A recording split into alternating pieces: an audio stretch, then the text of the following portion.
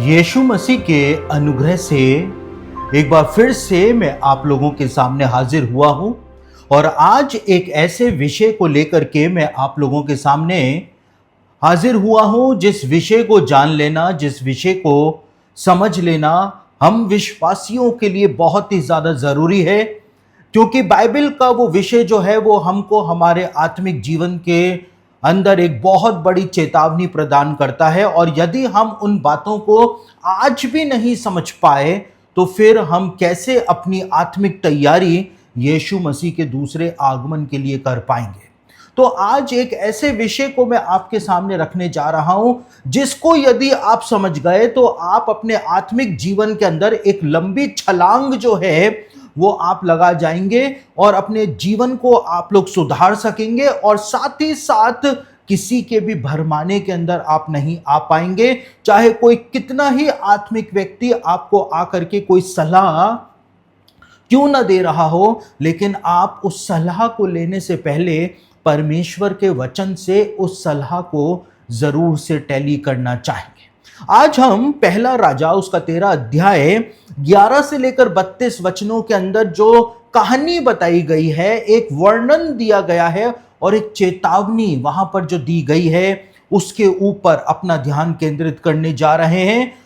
पहला राजा उसका 13 अध्याय 11 से लेकर 32 वचनों के अंदर हमारे आत्मिक जीवन के बारे में एक ऐसी बात, एक ऐसी सच्चाई बताई गई है, उसको हमको समझ लेना बहुत ज़्यादा ज़रूरी है। और ये सारे वचनों को मैं आपके सामने पढ़ूंगा नहीं, लेकिन मैं आपको बता रहा हूं कि वहां पर लिखा हुआ क्या है। वहां पर इस बात को कहा गया है कि यहूदा देश से परमेश्वर ने एक नबी, एक जवान भविष्यवक्ता जो था, लड़का जो था, उसको परमेश्वर ने यारोबाम के खिलाफ भविष्यवाणी करने के लिए भेजा था। और जब वहां पे जाकर के उसने भविष्यवाणी करी परमेश्वर की ओर से, परमेश्वर ने इस बात को उस जवान नबी को कहा था कि जिस रास्ते से तू जाएगा उस रास्ते से वापस भी लौट करके मत आना, और यारोबाम के ऊपर भविष्यवाणी जब तू करके आए तो उस नगर के अंदर, उस जगह के ऊपर ना तो तू खाना और ना ही तू पानी पीना, ना ही उस रास्ते से वापस लौट करके आना। तो ये स्पेसिफिक कमांड देकर के परमेश्वर ने उस भविष्यवक्ता को भेजा था। लेकिन जब वो लौट रहा था तो लौटते समय एक बूढ़ा नबी उसको रास्ते में मिला, और उस बूढ़े नबी ने उसको झूठ बोला, धोखा दिया कि परमेश्वर के स्वर्गदूत ने तुझे मेरे घर चल करके खाना खाने और पानी पीने को कहा है। और वो परमेश्वर की आज्ञा टाल करके उस बूढ़े नबी के घर में जाकर के खाना खा लेता है, पानी पी लेता है, जिसके लिए परमेश्वर ने मना किया था कि वहां पर तू ऐसा मत करना, तू सीधा वापस यहूदा देश में आ जाना। और जैसे ही वो वहां पे खाना खाता है, पानी पीता है, उसके बाद परमेश्वर का दंड उस जवान नबी के ऊपर आता है, और वो जवान नबी जो है वो शेर के द्वारा मार डाला जाता है। तो ये कहानी जो हम पहला राजा की पुस्तक के अंदर पढ़ते हैं, उसके 13वें अध्याय के अंदर पढ़ते हैं, ये कहानी सिर्फ एक मात्र कहानी नहीं है, लेकिन ये एक ऐसी चेतावनी है कि परमेश्वर ने अपनी आज्ञा उल्लंघन करने वाले उस जवान नबी को भी जब नहीं छोड़ा तो परमेश्वर हम में से किसी को भी नहीं छोड़ेगा, चाहे हम यीशु मसीह के लहू के पीछे कितना ही क्यों ना छिप जाए, क्योंकि परमेश्वर चाहता है कि हम उसकी आज्ञाओं का पालन करें। और ये बात नए नियम के अंदर भी साफ तौर से लिखी हुई है कि वचन को केवल सुनने वाले नहीं, लेकिन वचन के ऊपर चलने वाले, उसका पालन करने वाले ही धर्मी जो हैं वो ठहराए जाएंगे।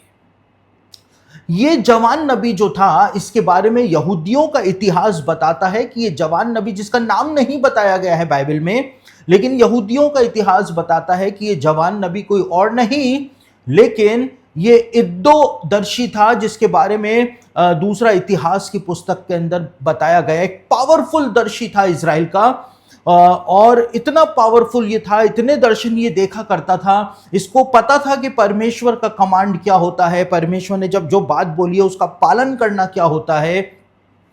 लेकिन उसके बावजूद इसका आत्मिक रडार बंद हो गया था उस बूढ़े नबी की बात सुन करके, और ये भटक गया था और इसके ऊपर परमेश्वर का दंड आ गया था। इद्दो दर्शी के ऊपर परमेश्वर का दंड आ गया था।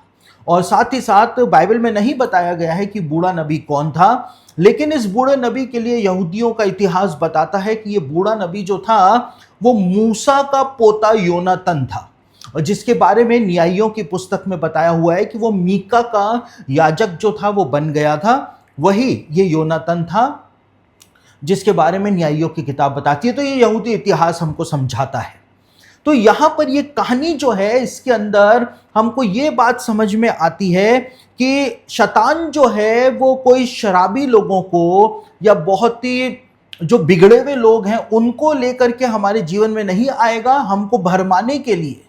शैतान जो है वो कोई दुष्ट आत्मा को हमको भरमाने के लिए नहीं भेजेगा, लेकिन शैतान जो है वो एक ऐसे व्यक्ति का उपयोग हमको भरमाने के लिए करता है जो बहुत ही ज्यादा आत्मिक दिखाई देता है, बहुत ही ज्यादा परमेश्वर के निकट दिखाई देता है। तो यहां पर इस कहानी के अंदर हमको यही बात जो है वो बताई गई है कि जहां पर हम उम्मीद नहीं करते हैं कि हमको धोखा हो सकता है, उस कलीसिया के अंदर जहां पर सारे आत्मिक विश्वासी पाए जाते हैं, हम उम्मीद ही नहीं कर सकते हैं कि वहां से हमको धोखा मिल सकता है, वहां से हमको भरमाया जा सकता है, लेकिन वहीं से ही आपको भरमा दिया जाएगा। यही इस कहानी की सीख है, यही इस कहानी का असली उद्देश्य है कि हम इस बात को समझ पाए।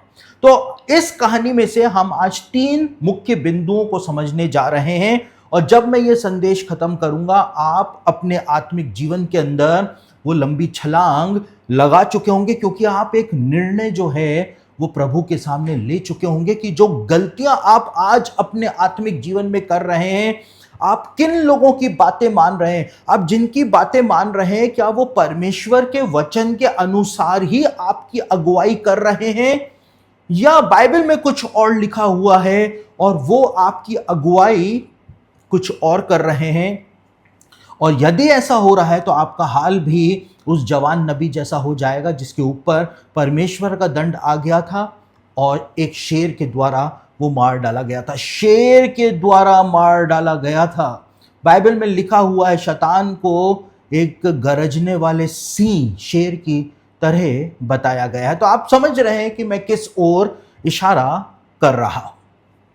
तो पहली बात जो है जिसको हमको समझना है कि परमेश्वर की आज्ञा जो है वो बिल्कुल स्पष्ट होती है। परमेश्वर ने अपनी स्पष्ट आज्ञा उस जवान नबी को देकर के भेजा था, बेतेल भेजा था यहूदा से, और परमेश्वर ने कहा था वहां पर जब तू भविष्यवाणी कर दे तो भविष्यवाणी करने के बाद सीधा वापस लौटना, जिस रास्ते से तू जाएगा उस रास्ते से भी वापस मत आना, किसी दूसरे रास्ते से यहूदा आना, वहां पर ना तो खाना खाना ना पानी पीना। और ये जवान नबी जो था जिसके लिए यहूदी इतिहास कहता है वो इद्दोदर्शी था, वो वहां पे जाता है जिस वेदी पर यारोबाम बलिदान चढ़ा रहा होता है, वहां पर जाकर के वो भविष्यवाणी करता है, इतनी पावरफुल प्रोफेसी करता है। वो कहता है कि हे वेदी, जिस वेदी के ऊपर वो बलिदान चढ़ा रहा होता है यारोबाम, उसके लिए कहता है कि ये वेदी जो है ये फट करके टुकड़े टुकड़े हो जाएगी, और वैसा का वैसा हो जाता है। वो दंड की घोषणा करके आता है, और जब यारोबाम उसको पकड़ना मांगता है सिपाहियों के द्वारा, वो हाथ उठाता है कि इसको पकड़ो, तो उसका हाथ ही सूख जाता है यारोबाम का। और उसके बाद यारोबाम उस नबी से विनती करता है कि परमेश्वर से प्रार्थना कर कि मेरा हाथ ठीक हो जाए। इद्दोदर्शी प्रार्थना करता है कि प्रभु उसका हाथ ठीक कर दो। परमेश्वर इंस्टेंटली यारोबाम को चंगाई दे देता है। उसके बाद यारोबाम उससे विनती करता है कि मेरे महल के अंदर चल, मेरे महल के अंदर खाना खा, पानी पी। लेकिन वो जवान जो कि पूरी तरह से कमिटेड था परमेश्वर की सेवा करने के लिए, उसकी आज्ञा मानने के लिए, वो अपने कमिटमेंट के अनुसार जवाब देता है कि यदि तू अपना इजराइल का आधा राज्य भी मुझको दे दे, मुझको भी इजराइल का राजा बना दे आधे राज्य का, तो भी मैं परमेश्वर की आज्ञा का उल्लंघन नहीं करूंगा, क्योंकि परमेश्वर ने मुझको यहां पर खाना खाने के लिए, पानी पीने तक के लिए मना किया। और उसके बाद वो वहां से चला जाता है। एक ऐसा जीवन हमको उस जवान का दिखाई देता है जो हम सब चाहते हैं कि हमारा जीवन भी परमेश्वर के लिए ऐसा ही समर्पित हो। वो जवान समर्पित था। ऐसा नहीं है कि वो जवान जो था वो पापों के अंदर जी रहा था। यदि वो पापों के अंदर जीता तो परमेश्वर उसको कभी भी अपनी सेवा के लिए इस रीति पर, इस लेवल पर ले जाकर के इस्तेमाल नहीं करता, कभी भी नहीं करता। लेकिन परमेश्वर ने उसको उस स्तर पर इस्तेमाल किया, यानी कि परमेश्वर ने पवित्र आत्मा की हैवी अनॉइंटिंग उसके ऊपर प्रदान करी थी, ट्रस्ट किया था उसके ऊपर अपनी अनॉइंटिंग दे करके। लेकिन क्या होता है, ये जवान जो है जिसने एक स्टैंड लिया था परमेश्वर के लिए, हम में से हर एक के लिए जवान जो है वो एक आदर्श है। हम भी संसार के अंदर जब होते हैं, हम जब अपने ऑफिस में होते हैं, दोस्तों के साथ होते हैं, या हम कहीं पर काम करने जाते हैं वहां पर होते हैं, और वहां पर यदि हमारे साथी जो होते हैं वो हमको संसार के साथ समझौता करने के लिए बोलते हैं या फिल्म देखने के लिए जाने को बोलते हैं। मैं छोटे उदाहरण आपको दे रहा हूं। या कोई पाप करने को कहते हैं, या साथ में बैठ करके शराब या बियर पीने का हमको इनविटेशन देते हैं, तो हम जो कि एक विश्वासी हैं, एक स्टैंड लेते हैं और हम कहते हैं कि नहीं, मैंने अपना जीवन परमेश्वर को समर्पित किया है, मैं एक मसीही हूं, मैं ऐसा कोई भी काम नहीं कर सकता हूं, मैं सांसारिक चीजों के साथ समझौता नहीं कर सकता हूं। हम भी उस जवान नबी की तरह एक स्टैंड लेते हैं, एक स्टैंड ले लेते हैं। हम संसार के सामने प्रभु के लिए स्टैंड लेते हैं। ये बात को बहुत ज्यादा गहराई से आप लोग समझें कि जब संसार हमको कुछ बोलता है तो हम स्टैंड लेते हैं कि नहीं, ये प्रभु के वचन के खिलाफ है, प्रभु ने कहा है ऐसा मत करना, मैं नहीं करूंगा, नहीं करूंगी। लेकिन दूसरी बात जो मैं आपको बता रहा हूं, हम कॉम्प्रोमाइज करने से मना कर देते हैं संसार को। लेकिन कहानी के अंदर ट्विस्ट कब आता है? कहानी के अंदर ट्विस्ट जब आता है कि एक बूढ़ा नबी आत्मिकता का मुखौटा लगा करके उस जवान नबी के पास आता है। और ये हम सब के लिए एक बहुत बड़ी सीख है जो यहां पर बताई गई है।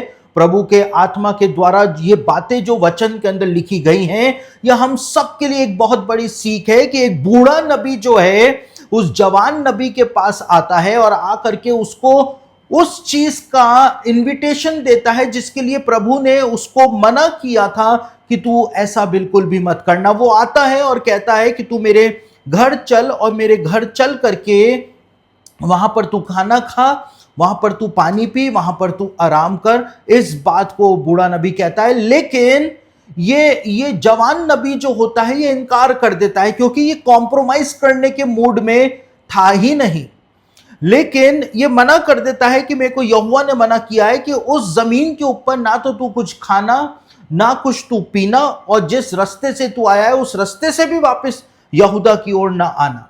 लेकिन हमको यहां पर क्या दिखाई देता है कि आत्मिकता का मुखौटा लगा करके ये बूढ़ा नबी जो उस जवान नबी के पास आता है, ये उससे एक झूठ बोलता है। और 18वें वचन में, यानी पहला राजा उसका 13 अध्याय 18वें वचन के अंदर क्या लिखा हुआ है, वो क्या उससे झूठ बोलता है? वो कहता है, मैं भी तेरी ही तरह नबी हूं, तेरे ही समान मैं भी नबी हूं, और एक दूत ने यहोवा के वचन के अनुसार मुझसे कहा है कि उसे अपने घर लौटा लिया कि वह रोटी खाए और पानी पिए। और जैसे ही ये शब्द ये बूढ़ा नबी बोलता है तो ये जवान नबी जो होता है, जिसके लिए यहूदी इतिहास कहता है कि वो इद्दोदर्शी था, ये जवान जो है वो धोखा खा जाता है। वो इस बात को सोचता है कि ये तो एक बूढ़ा आदमी है, कैसे झूठ बोल सकता है, ये तो कितना, इसके पास तो कितना अनुभव है, तो बूढ़ा और अनुभवी है, यानी कि इससे परमेश्वर ने जरूर से बात करी होगी। और ये परमेश्वर के दूत का नाम लेकर के भी बता रहा है कि उस दूत ने आकर के इस बात को मुझे कहा है। वो जवान नबी इस बात को सोचता है कि शायद परमेश्वर ने अपना प्लान जो है वो बदल दिया हो, और उसके बाद वो उसके ट्रैप में फंस करके उसके घर जो है वो चला जाता है, और वहां पर जाकर के वो खाना भी खा लेता है और वहां पे पानी भी पी लेता है, जिसके लिए परमेश्वर ने उसको सख्त हिदायत देके, स्ट्रिक्ट कमांडमेंट्स दे करके उसको भेजा था कि तू ऐसा बिल्कुल भी वहां पर मत करना। कितनी बार हमारे जीवनों के अंदर भी ऐसा होता है कि जो परमेश्वर के वचन के अंदर लिखा हुआ है, उसके रिटन वर्ड में लिखा हुआ है, हम उन बातों के ऊपर ध्यान नहीं देते हैं और कोई बूढ़ा नबी, वो बूढ़ा नबी जो है वो आपकी कोई सहेली हो सकती है, आपका कोई दोस्त हो सकता है, वो आपका पास्टर हो सकता है, आपका मेंटर हो सकता है, वो आपका कोई बहुत ज्यादा शुभ चिंतक हो सकता है, वो कोई भी हो सकता है। लेकिन उसी बूढ़े नबी की तरह आकर के वो आपको परमेश्वर के वचन के खिलाफ ले जाते हैं, और जैसे उस जवान नबी का हाल हुआ था, अंत में विश्वासियों का हाल भी वैसा ही हो जाता है। मैं आपको एक उदाहरण देता हूं। मान लीजिए कोई मसीही जवान लड़की है और उसको एक गैर मसीही लड़के से प्रेम हो जाता है और वो उससे शादी करना चाहती है, लेकिन बाइबल के अंदर लिखा हुआ है, दूसरा कुरिन्थियों उसका 6 अध्याय उसके 14वें वचन के अंदर साफ लिखा हुआ है कि अविश्वासियों के साथ असमान जुए में ना जुटो। ये बाइबल के अंदर साफ लिखा हुआ है। लेकिन उसी के कलीसिया की कोई बहुत ही आत्मिक लेडी से जब वो इन बातों को शेयर करती है कि मैं एक नॉन क्रिश्चियन लड़के से प्यार करती हूं, उससे शादी करना चाहती हूं, मेरे मम्मी पापा तो तैयार नहीं है, लेकिन मैं क्या करूं, तो वो या तो वो आत्मिक स्त्री उसके चर्च की, या उसकी कोई सहेली बहुत आत्मिक जो बहुत प्रार्थना करती है, वो उसकी सारी बातें सुन करके और प्रार्थना करके उसको कहती है कि मुझे ऐसा लगता है कि तुझे उससे शादी कर लेनी चाहिए, क्योंकि विवाह के बाद प्रभु उसको भी विश्वास के अंदर लेकर के आ जाएगा। लेकिन वचन के अंदर क्या लिखा है?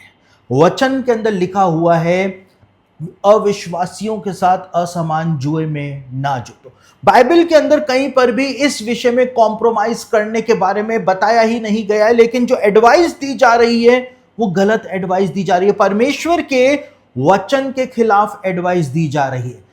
कोई भी एडवाइस जो आप किसी भी मेंटर से लेते हैं, पास्टर से लेते हैं, किसी भी आत्मिक जन से लेते हैं, यदि वो एडवाइस जो है वो परमेश्वर के वचन के विरुद्ध में जा रही है, यानी वो परमेश्वर के द्वारा भेजी गई अगुवाई नहीं है, आपको भरमाया जा रहा है। जैसे उस झूठे नबी ने, उस बूढ़े नबी ने उस जवान नबी को भरमा दिया था। कई बार ऐसा होता है, और ये चीजें जो हैं वो होती चली जाती हैं विश्वासियों के साथ। मैं आपको एक उदाहरण देता हूं।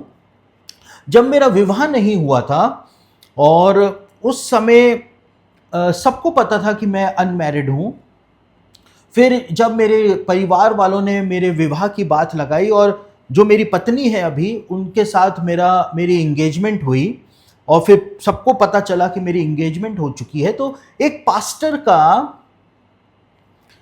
फोन जो है वो मेरे पास आया। और उस पास्टर, क्योंकि बहुत सारे पास्टर्स के फोन आ रहे थे मुझको मुबारकबाद देने के लिए, कॉन्ग्रेचुलेशंस करने के लिए, तो एक पास्टर का फोन आया और उन्होंने मुझसे कहा कि क्या मैंने सुना है कि आपकी एंगेजमेंट हो गई है, शादी होने वाली है। मैंने कहा आपने बिल्कुल सही सुना है। तो उन्होंने पूछा कहाँ की लड़की है, कौन है, क्या है, मैंने सब उनको बताया। पर वो अचानक से ही बोले, लेकिन आप उस लड़की से कैसे शादी कर सकते हो? मैंने कहा क्यों, इसमें क्या प्रॉब्लम हो गई? तो उन्होंने कहा कि नहीं, हमारे चर्च की एक लड़की है और उसको पवित्र आत्मा ने कहा है कि आपकी शादी जो है वो उस लड़की के साथ होगी, और वो लड़की जो है वो भविष्यवक्ता ने हमारे कलीसिया की। तो मैंने उन पास्टर साहब को जवाब दिया, मैंने कहा कि पास्टर साहब, पवित्र आत्मा ने उस लड़की को तो बता दिया कि मेरा उसका विवाह मेरे साथ होगा, लेकिन पवित्र आत्मा ने मुझको तो नहीं बताया कि मेरा विवाह जो है वो उस लड़की के साथ होना है। और ऐसे कह करके मैंने उनकी बात को रिजेक्ट कर दिया। क्यों? क्योंकि मुझको पता है परमेश्वर के वचन में क्या लिखा हुआ है। जिनको पता ही नहीं है कि परमेश्वर के वचन में क्या लिखा हुआ है, वो कैसे इन सब चीजों को डिफरेंशिएट कर पाएंगे, इनमें अंतर कर पाएंगे? वो जवान नबी जो था वो इस बात में धोखा खा गया कि हो सकता है परमेश्वर ने अपना माइंड बदल दिया हो। तो अगर परमेश्वर ने अपना माइंड बदल दिया होता तो उस बूढ़े नबी को बताने की जरूरत नहीं होती परमेश्वर को। परमेश्वर डायरेक्ट इस जवान नबी से बात कर सकता था। इस जवान नबी को किन्हीं बैसाखियों की जरूरत नहीं थी। कि ये उन बैसाखियों के सहारे चले, किसी दूसरे से जाकर के बोले कि आप प्रार्थना करके भविष्यवाणी करो या आप अपने अनुभव से बताओ कि मुझको क्या करना चाहिए, मुझको इस बूढ़े नबी के घर जाना चाहिए या नहीं जाना चाहिए। परमेश्वर इतना सामर्थी है कि जब उसने यारोबाम के खिलाफ उसको भविष्यवाणी प्रदान कर दी, तो क्या परमेश्वर यदि अपना माइंड चेंज कर लेता, तो क्या परमेश्वर उस जवान नबी को नहीं बताता कि ठीक है, मैंने अपना माइंड चेंज कर लिया है, तू जाकर के अब बेतेल के अंदर भी खाना खा सकता है। हम भरमाने के अंदर आ जाते हैं। जो अगुवाई परमेश्वर के वचन के खिलाफ जाती है वो अगुवाई है ही नहीं। अभी हाल ही के अंदर मैंने एक नई बुक लिखी है जवानों के लिए, और उस बुक के अंदर मैंने बताया है कि क्यों परमेश्वर ने इस बात को कहा था कि अविश्वासियों के साथ असमान जुए में ना जुटो। क्यों बाइबल अविश्वासी और विश्वासी के विवाह का विरोध करती है, क्यों करती है? उस क्यों का जवाब जो है वो मैंने उस किताब के अंदर लिखा है, और उसमें मैंने बताया है यहूदी जो यहूदियों के जो टेक्स्ट है, जो 3500 साल पुराने उनके टेक्स्ट हैं, उसमें से भी लेकर के मैंने बताया है कि यहूदी लोग इस बात को मानते हुए आए हैं 3500 सालों से कि विवाह के बाद यदि कोई परमेश्वर का जन है या परमेश्वर की पुत्री है, जो परमेश्वर में विश्वास करने वाला लड़का या लड़की है, जब वो अविश्वासी के साथ एक तन होते हैं, तो जो अविश्वासी जोड़ीदार होता है उसके जीवन के अंदर जितने भी श्राप होते हैं, जो दुष्ट आत्माएं काम कर रही होती हैं, जो जनरेशनल कर्स काम कर रहे होते हैं, जो बीमारियां काम कर रही होती हैं,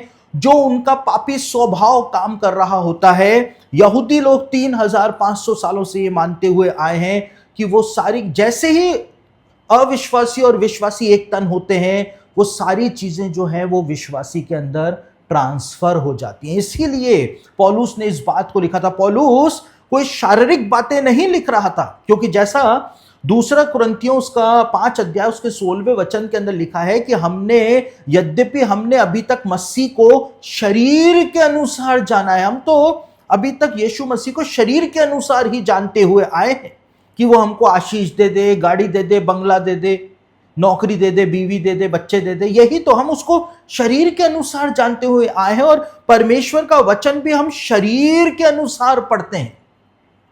लेकिन पौलुस आगे लिखता है उसी वचन के अंदर, तो भी अब से हम मसीह को शरीर के अनुसार नहीं जानेंगे, उसको ऐसा नहीं समझेंगे।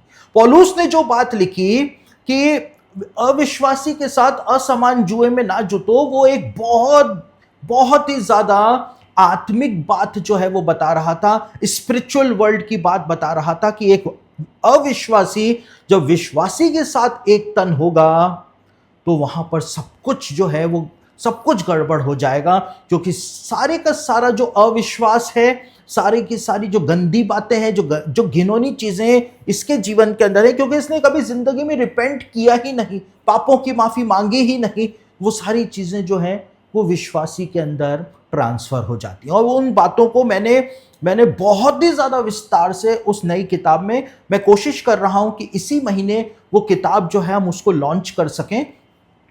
उस किताब को जवानों के लिए मैंने लिखा है कि विवाह की गंभीरता क्या होती है, और विवाह से पहले यदि कोई जो जवान लड़का लड़की होते हैं, जब वो संबंध बनाते हैं विवाह के दायरे के बाहर जाकर के, तो क्या होता है, क्यों बाइबल के अंदर इन सब चीजों को मना किया हुआ है।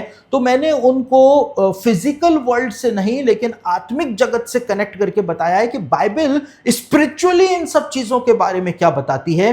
तो यदि कोई आकर के आपकी अगुवाई उस बूढ़े नबी की तरह करता है, आपको सावधान हो जाना है, आपको देखना है कि वचन के अंदर क्या लिखा हुआ है। कितने सारे पास्टर, कितने सारे प्रचारक आज हैं जो मसीहों को ये प्रचार करते हैं, ये शिक्षा देते हैं कि आप अपने पुराने जीवन के जो पाप हैं उनको बार बार याद मत करिए, क्योंकि परमेश्वर ने आपके उन पापों को माफ कर दिया है। तो परमेश्वर आपके उन पापों को भूल गया है। तो जब परमेश्वर भूल गया है तो आप भी अपने जीवन के उन घिनौने पापों को, पुराने पापों को बिल्कुल भी याद मत करिए। या आज के प्रचारक और पास्टर जो हैं वो सिखाते हैं, और हम उन सब पापों को भूलने की कोशिश करते हैं और हम भूल भी जाते हैं। लेकिन बाइबल ऐसा बिल्कुल भी नहीं सिखाती है। बाइबल ऐसा बिल्कुल भी नहीं सिखाती है। बाइबल इस बात को बताती है कि परमेश्वर हमारे पापों को लेकर के अपनी पीठ के पीछे फेंक देता है और दोबारा पलट करके नहीं देखता है। लेकिन बाइबल इस बात को कभी भी नहीं सिखाती है, नया नियम तो नहीं सिखाता है कि एक विश्वासी को अपने पुराने जीवन के पापों को भूल जाना चाहिए। कहां पे लिखा हुआ है मैं आपको बताता हूं, कहां पे लिखा हुआ है। बाइबल क्या कहती है? दूसरा पतरस उसका पहला अध्याय उसके 9वें वचन के अंदर क्या लिखा है? वहां पे लिखा है, और जिसमें ये बातें नहीं वे अंधा है और धुंधला देखता है। कौन अंधा है और कौन धुंधला देखता है? और अपने पूर्वकाली पापों से धुलकर शुद्ध होने को भूल बैठा है। पूर्वकाली पाप जो थे, जो पुराने जीवन के जो उसके घिनौने घिनौने गंदे गंदे पाप जो थे, यीशु मसीह ने अपने लहू के द्वारा उसको धो दिया और साफ कर दिया, पवित्र कर दिया, शुद्ध कर दिया। लेकिन वो उन सब चीजों को भूल चुका है, उन पापों को भूल चुका है, वो भूल चुका है। और इसीलिए पतरस आगे क्या कहता है? दूसरा पतरस उसका दूसरा अध्याय 21 और 22 वचन में पतरस कहता है, उन पर यह कहावत ठीक बैठती है कि कुत्ता अपनी छांट की ओर और धोई हुई सुवर्णी कीचड़ में लौटने के लिए फिर चली जाती है।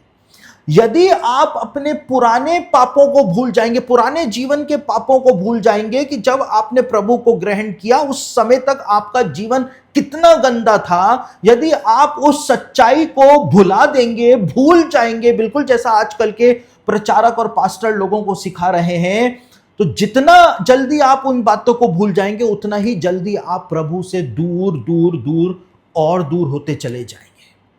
क्योंकि आप भूल जाएंगे कि परमेश्वर आपको किस गंदगी में से निकाल करके लाया है। परमेश्वर भूल गया, वो उसका स्वभाव है, हमको नहीं भूलना है।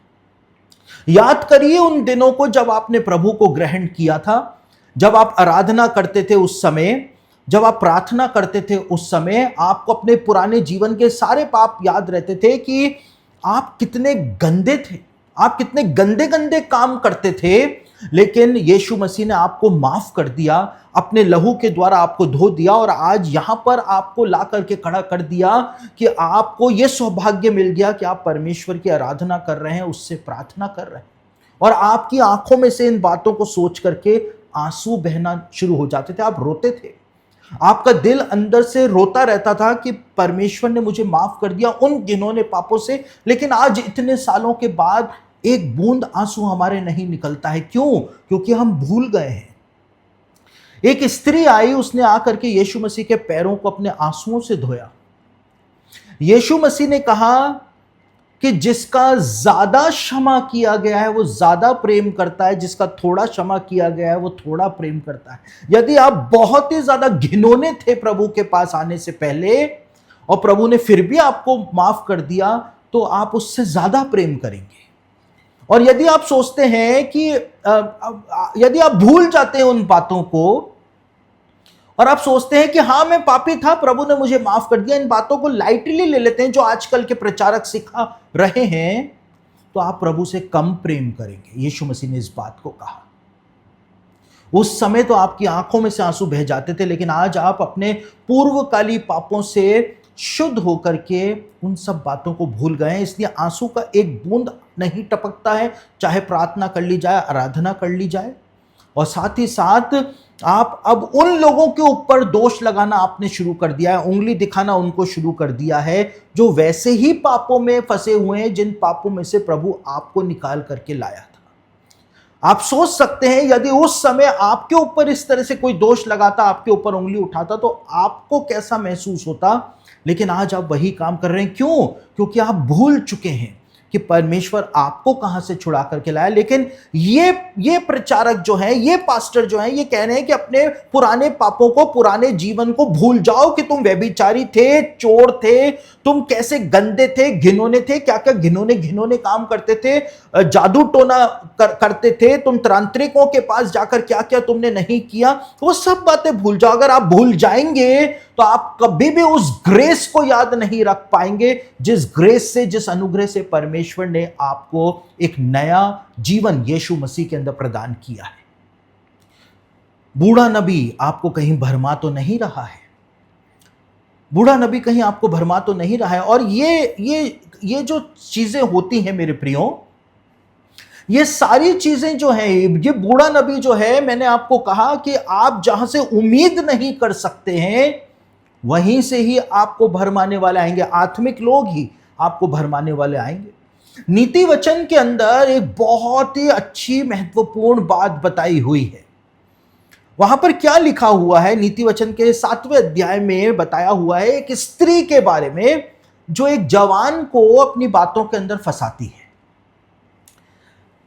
ये जितने भी ऐसे लोग होते हैं जो आत्मिकता का मुखौटा लगा करके आते हैं, जो आपको पाप में, व्यभिचार में गिराने के लिए भी यदि कोई आएगा तो वो आत्मिकता का मुखौटा लगा के आएगा, क्योंकि उसको आपकी कमजोरी पता है।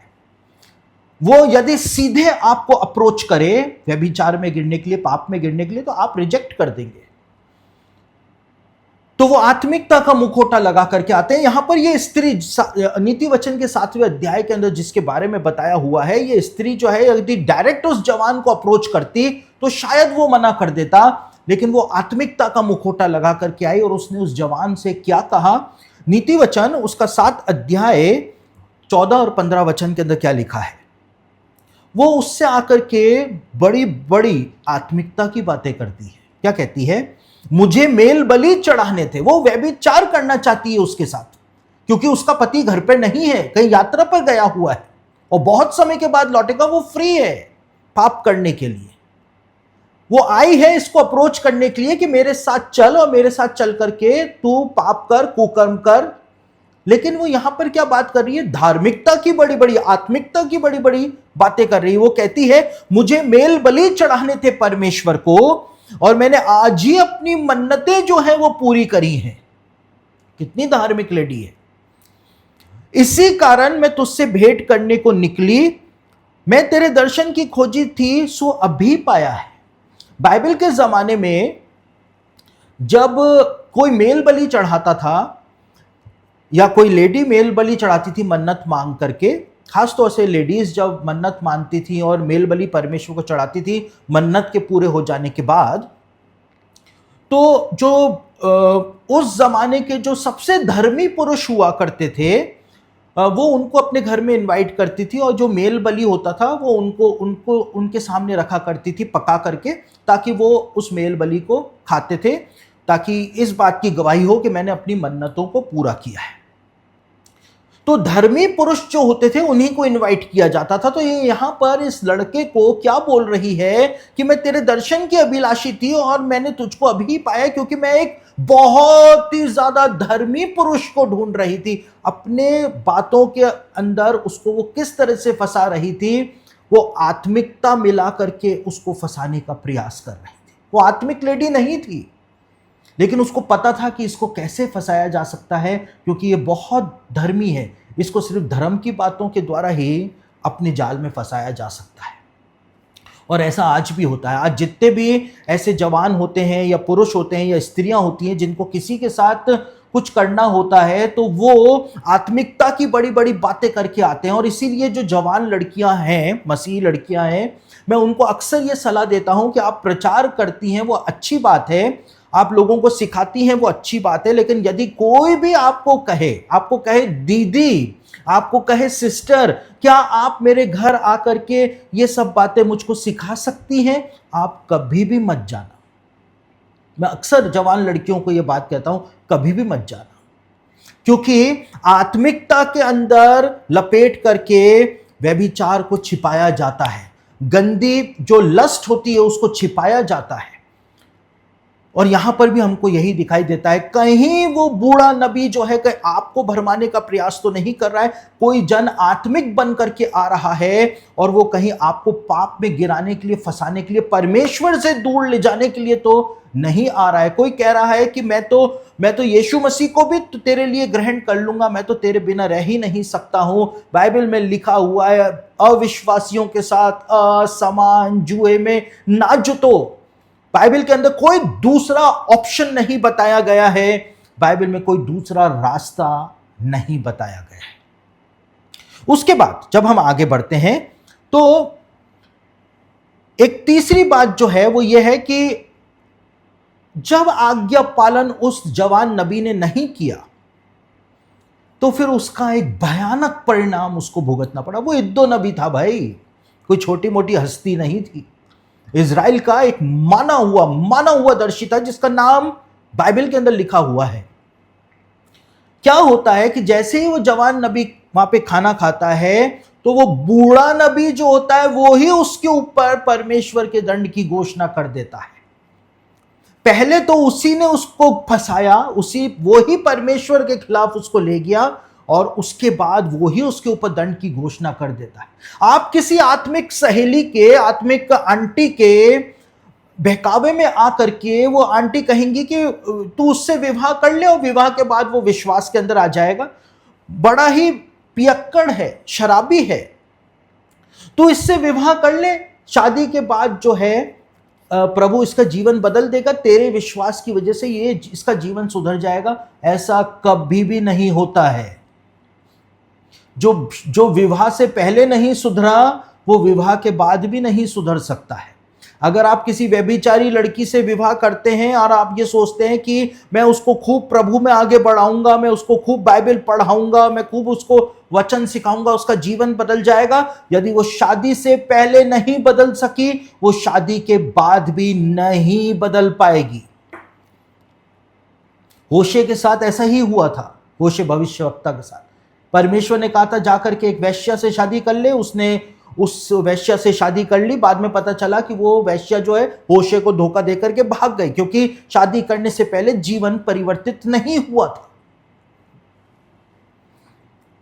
आप किसी के भी भरमाने में ना आए, क्योंकि फिर आपने उन आंटी के कहने पर या उन सहेलियों, आत्मिक सहेलियां, तो आजकल आत्मिक सहेलियां बहुत ज्यादा है। मैं तो परेशान हो चुका हूं इन आत्मिक सहेलियों से, जो अपनी सहेलियों को भरमाने के लिए शैतान के एजेंट बन करके आज निकली पड़ी हैं।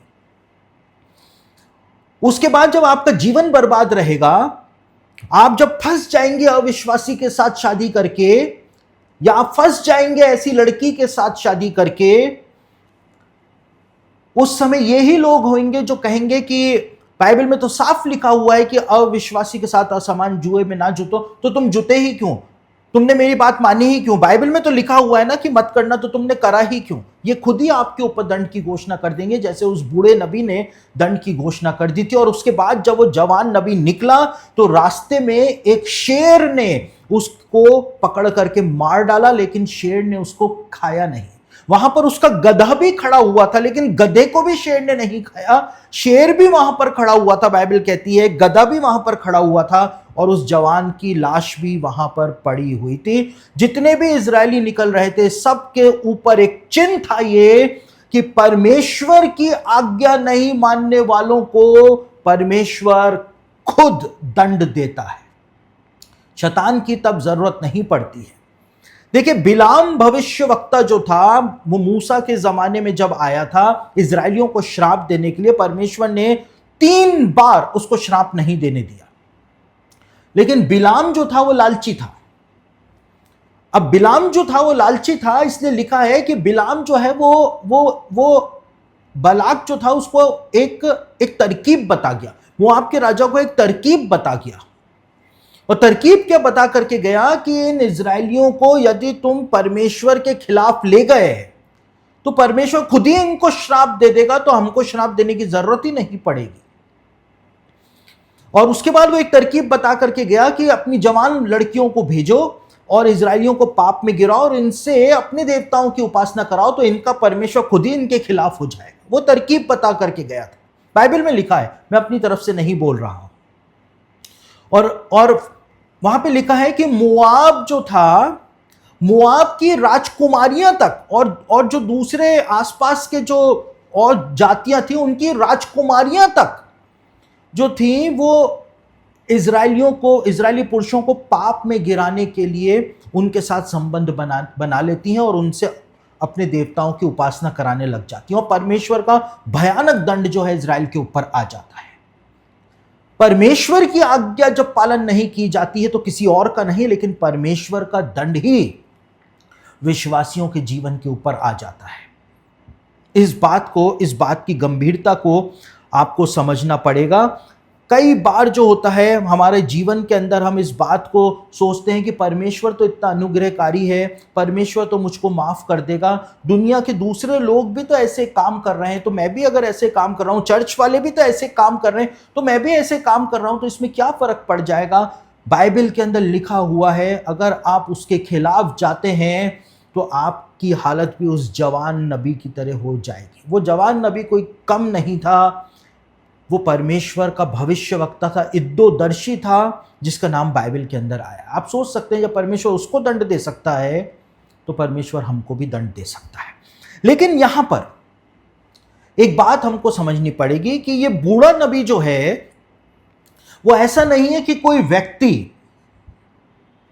कोई पास्टर, कोई प्रचारक, आपकी कोई सहेली, आपका कोई दोस्त, आपका कोई मेंटर ही आपको आत्मिकता का मुखौटा पहन करके भरमाने के लिए आए, ऐसा जरूरी नहीं है।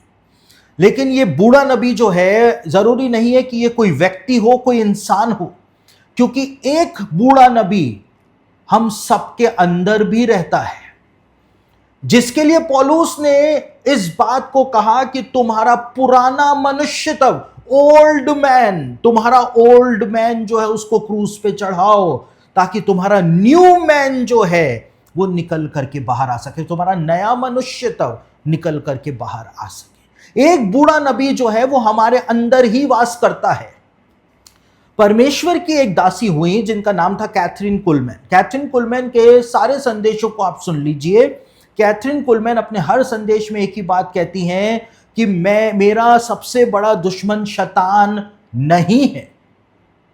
वो कहती हैं मेरा सबसे बड़ा दुश्मन मेरे अंदर बसा हुआ मेरा पुराना मनुष्य तब है, ओल्ड मैन है, और मुझे उससे डर लगता है कि कहीं वो बाहर निकल करके ना आ जाए, इसलिए मैं उसको रोज क्रूस के ऊपर चढ़ाती हूं। पौलुस कहता है अपने उस ओल्ड मैन को, अपने उस पुराने मनुष्य तब को तुम अपने ऊपर हावी मत होने दो, क्योंकि यही ओल्ड मैन जो है वो पुराने नियम के उस बूढ़े नबी के समान हमको भरमाने के लिए और हमको परमेश्वर से दूर ले जाने के लिए हमेशा तत्पर तैयार खड़ा रहता है। कैसे खड़ा रहता है?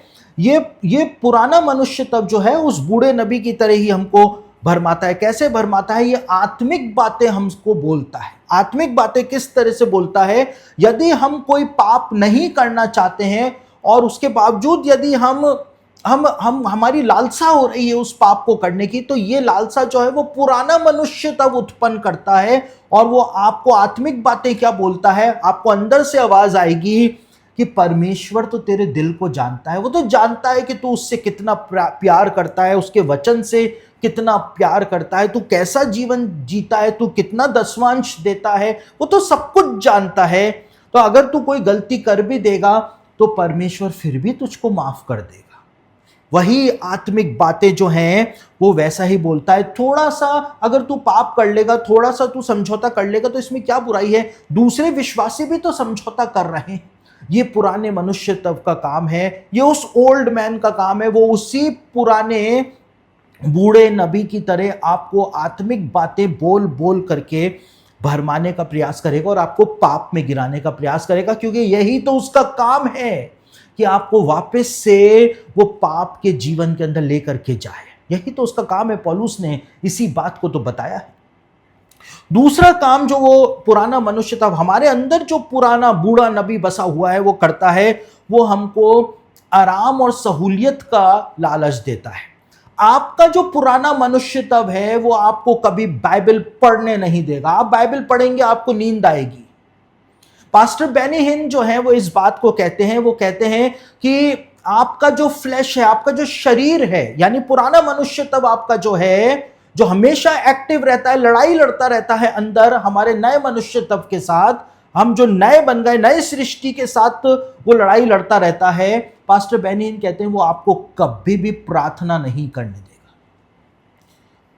वो आपके मन को ऐसा करेगा कि अभी तो तू बहुत थका हुआ है, अभी तो तेरे को नींद आ रही है, पहले इस काम को कर ले, उसके बाद प्रार्थना कर लेना। वो टाइम कभी आता नहीं है, क्योंकि वो आपको आराम की सहूलियत देने की कोशिश करता है। जैसे कि उस बूढ़े नबी ने आकर के उस जवान नबी को कहा था, मेरे घर चल करके आराम कर।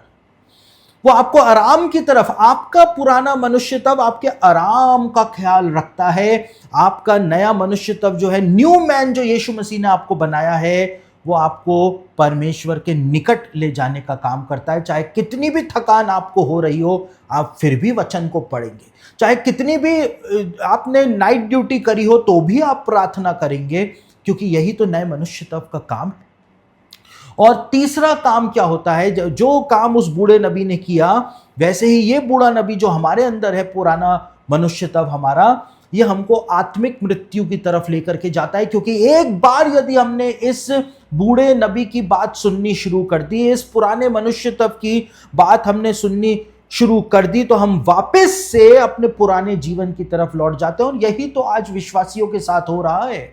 वो यीशु मसीह के सामने रिपेंट करते हैं, लेकिन उसके बाद वो वापस से शराब पीना शुरू कर देते हैं, नशा करना शुरू कर देते हैं, वापस से व्यभिचार करना शुरू कर देते हैं, वापस से वो गंदी गंदी फिल्में देखना शुरू कर देते हैं। क्यों कर देते हैं? क्योंकि वो अपने पुराने मनुष्य तब की सुनते हैं। और पौलुस ने इसीलिए इस बात को कहा है कि अपने पुराने मनुष्य तब को तुम क्रूस पर चढ़ाओ। आप इस पुराने मनुष्य तब को प्रार्थना के द्वारा नहीं हरा सकते हैं। आप उपवास करके भी अपने इस पुराने मनुष्य तब को नहीं हरा सकते हैं। पौलुस ने बताया है, ये पुराना मनुष्य तब जो है, वो केवल एक ही तरीके से हराया जा सकता है। उस पुराने मनुष्य तब को लेकर के उसको क्रूस के ऊपर चढ़ाओ, उसको क्रूस की यातनाएं दो, उसको बोलो नहीं, यीशु मसीह के नाम से नहीं, मैं तेरी नहीं सुनूंगा। यदि परमेश्वर की कोई इच्छा मेरे जीवन के लिए है, वो पुराना मनुष्य तब कहता है देख करके कि ये कितनी सुंदर लड़की है, काश मेरा विवाह इससे हो पाता। तू कुछ ऐसा कर, इसको रिझाने का प्रयास कर, कुछ ऐसा कर कि ये लड़का जो इतना हैंडसम है, इतनी अच्छी नौकरी के ऊपर है, ये लड़का, इस लड़के को रिझाने का प्रयास कर कि ये तेरे ऊपर अट्रैक्ट होकर के तुझसे विवाह कर ले, ताकि तेरा जीवन बन जाए। ये पुराना मनुष्य तब बोल रहा है। आज कितनी सारी जवान लड़कियां हैं जिनका विवाह नहीं हो रहा है। मैं बहुत कड़वी बात बोलने जा रहा हूं, मुझको तो वैसे ही लोग बदनाम करते हैं, तो आप सुनेंगे तो बदनाम करें, या बॉयकॉट करना है तो बॉयकॉट करें, क्योंकि जब तक परमेश्वर मुझे बॉयकॉट नहीं करेगा, तब तक आपके बॉयकॉट करने से कुछ मेरे को फर्क पड़ने वाला है भी नहीं। लेकिन कड़वी बात बोल रहा हूं, सच्ची बात बोल रहा हूं, और वो बात यह है कि आज कितनी जवान लड़कियां हैं जिनकी, जो बूढ़ी हो रही हैं घर में बैठे हुए, लेकिन वो विवाह नहीं कर रही हैं। क्यों? लालच के मारे। उनको किसी बहुत रईस मल्टी मिलियनर से उनको विवाह करना है, जो उनको कभी मिलेगा नहीं।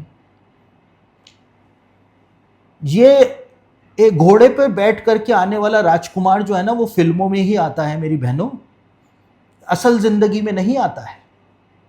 जिस समय मेरी पत्नी ने मुझसे विवाह करने के लिए हां भरी थी, उस समय मैं सिर्फ 1800 रुपये कमाता था। समझ रहे बात को? हम दोनों ने मिलकर के मेहनत करी और हम यहां तक पहुंचे, परमेश्वर ने हमको आशीष दी। तो आप समझें इस बात को, हर चीज आपको पकी पकाई नहीं मिलेगी। आपका पुराना मनुष्य तब जो है, वो आपको भरमा रहा है। और यदि आपको वो सब चीजें मिल भी जाएंगी, तो भी आप कभी खुश नहीं रह पाएंगे, क्योंकि आपने अपने जीवन के साथ समझौता किया है। इसीलिए आज हम लोग परेशान हैं, क्योंकि हम अपने पुराने मनुष्य तब की सुन रहे हैं। आप कितना ही उपवास कर लें, कितनी भी प्रार्थना कर लें, आप कितना भी कुछ क्यों ना कर लें, आप अपने पुराने मनुष्य तब को नहीं हरा सकते हैं। आपको उसको क्रूस के ऊपर चढ़ाना ही पड़ेगा। क्रूस पे चढ़ाने का मतलब है कि उन जिस बात की अगुवाई पुराना मनुष्य तब करता है, उन सब बातों के लिए उसको ना बोलना पड़ेगा, नो। और नो का मतलब नो ही होता है, नो का मतलब यस नहीं होता है। बाइबल में लिखा है, पौलुस कहता है कि यीशु मसीह ने हमको पाप को ना बोलने का सामर्थ्य दिया है। यानी एक विश्वासी की खुद की इच्छा है कि वो पाप कर सकता है, और एक विश्वासी की खुद की इच्छा है कि वो पाप को ना बोल सकता है, क्योंकि यीशु मसीह ने ये सामर्थ्य हमको प्रदान किया है। पौलुस ने वचन के अंदर लिखा हुआ है। आप किसकी सुन रहे हैं? क्योंकि यदि आप पुराने मनुष्य तब की सुनते चले जाएंगे, तो आपकी आत्मिक मृत्यु तय है। और ये पुराना मनुष्य तब जो है, इसको फीड कराना बंद करें, इसको भोजन कराना, इसको दूध पिलाना बंद करें।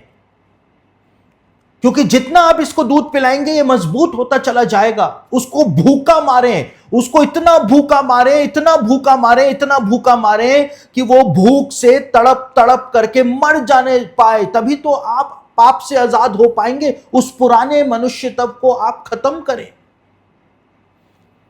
यदि आप उसको पोर्नोग्राफी के द्वारा उसको फीड कराते रहेंगे, या आप गंदी गंदी सोच ला करके उसको फीड कराते रहेंगे, यदि आप उसकी सारी लालसाओं को पूरा करते रहेंगे, तो वो मजबूत होता चला जाएगा। लेकिन उसको फीड कराना बंद करें, रोक दें उसका राशन पानी।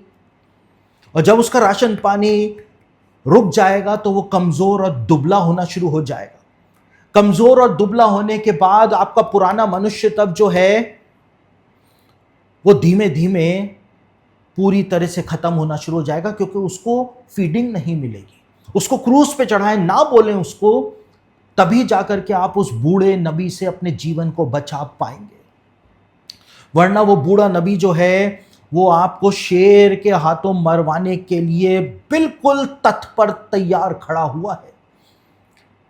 और जब आप पाप के अंदर जीवन बिताएंगे, अपने पुराने मनुष्य तब को संतुष्ट करेंगे, उसकी लालसाओं को पूरा करेंगे, तो परमेश्वर का डिवाइन प्रोटेक्शन तो आप खो ही देंगे। साथ ही साथ परमेश्वर का ही दंड आपके ऊपर आ जाएगा। वो काम जो शैतान कभी भी नहीं कर सकता है, वो काम जो है आप परमेश्वर के हाथों से खुद के लिए करवा लेंगे। सोचने और समझने का समय आ गया है मेरे प्रियो। हम कहां पर फंसे हुए हैं, हम किनकी बातों को सुन रहे हैं, किनकी सलाहों को सुन रहे हैं। आज कितने सारे लोग हैं जो भविष्य वक्ताओं के पास जाते हैं कि आप मेरे लिए प्रार्थना करके कोई भविष्यवाणी का वचन आप मुझको बता दो। क्यों? क्या परमेश्वर का वचन पर्याप्त नहीं है? जब परमेश्वर ने प्रॉमिस दिया है कि मैं अपने विश्वास करने वालों के विश्वास को तोड़ता ही नहीं हूं, तो आप कहां भाग रहे हैं? इज़राइल का जो राजा था, जब वो बीमार पड़ गया, खिड़की पे से गिर गया था, तो उसने एक्रोन के अंदर बाल जबूब के पास अपने सिपाहियों को भेजा, मंत्रियों को भेजा कि जाओ पूछ करके आओ कि मैं जिंदा रहूंगा या मर जाऊंगा। रास्ते में एलिया भविष्यवक्ता मिलता है और वो कहता है कि क्या इज़राइल के अंदर परमेश्वर नहीं है कि तुम एक्रोन जाकर के पूछ रहे हो? और एलिया कहता है कि इसलिए सुन, जाकर के राजा को कहना कि तू नहीं बचेगा, तू मर ही जाएगा। यदि वो परमेश्वर के पास पूछने को भेज देता तो हो सकता है कि परमेश्वर उसको माफ करके जीवन दान भी दे देता। कहीं आज वही गलती हम तो नहीं कर रहे हैं। हम भविष्यवक्ताओं के पास जा रहे हैं, हम आत्मिक मेंटर के पास भागे चले जा रहे हैं, हम किसी आत्मिक सहेली के पास, आत्मिक मित्र के पास, आत्मिक अंकल के पास भागे चले जा रहे हैं, आत्मिक पास्टर के पास भागे चले जा रहे हैं, उनसे ये पूछने के लिए कि परमेश्वर मेरे जीवन के लिए क्या कहता है। क्या पवित्र आत्मा का सामर्थ्य कम पड़ गया है? अपने जीवन को टोले छाने और अपने जीवन को जांचें कि आज आप क्या कर रहे हैं। ये नौटंकी करने की कोई जरूरत नहीं है। घर में अपने घुटनों पर बैठे, अपने पापों का अंगीकार करें, माफी मांगे, उस पुराने मनुष्य तब को उठा करके क्रूस पे चढ़ाएं, उसको क्रूस की सजा दें और प्रतिदिन उसको क्रूस पे चढ़ा करके यीशु मसीह के पीछे पीछे चलना शुरू करें। आपके जीवन की वो सारी असफलताएं दूर होनी शुरू हो जाएंगी। आपके जीवन में जो काम बन नहीं पड़ते हैं वो बनने शुरू हो जाएंगे, यदि अपने जीवन को आप सही मार्ग पर लेकर के आ जाते हैं। अपने पुराने मनुष्य तब की उस बूढ़े नबी को जो आपने अपने अंदर रखा हुआ है, उस बूढ़े नबी को आप बिल्कुल भी आपके ऊपर अधिकार प्राप्त नहीं करने दें। यही मेरा आज का संदेश है मेरे प्रियो, कि अब समय आ गया है कि हम अपनी आत्मिक आंखों को खोलें, क्योंकि बाइबल में लिखा है यीशु मसीह ने हमको पाप के सामर्थ्य से बचाया है। पाप के सामर्थ्य से, पावर ऑफ सिन, यानी पाप के पास भी पावर होती है। पौलुस ने लिखा है, मैं नहीं बोल रहा हूं।